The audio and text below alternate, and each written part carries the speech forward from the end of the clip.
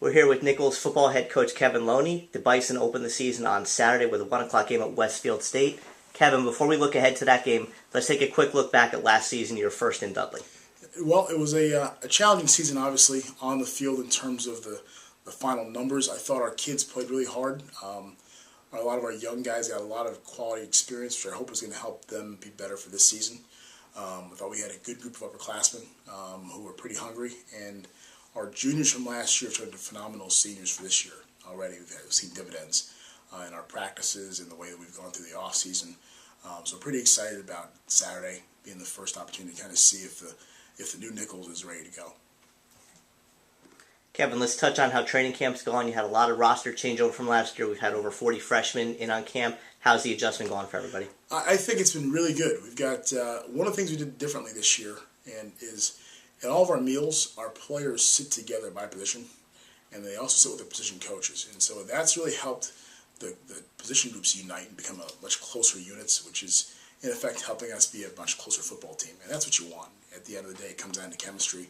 And I've always found that chemistry is built not just on the field, but off the field.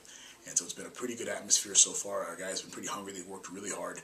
I've had no issues with effort, nor should you. It's college football. And I think we have some really good young people who are high-character kids, and they've responded in training camp. So, we're excited to see where things are going to go.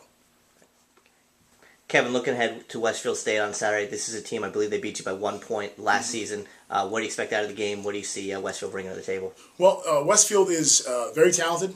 They lost a really good quarterback and a couple players here and there, but the majority of their skill players are back on both sides of the ball.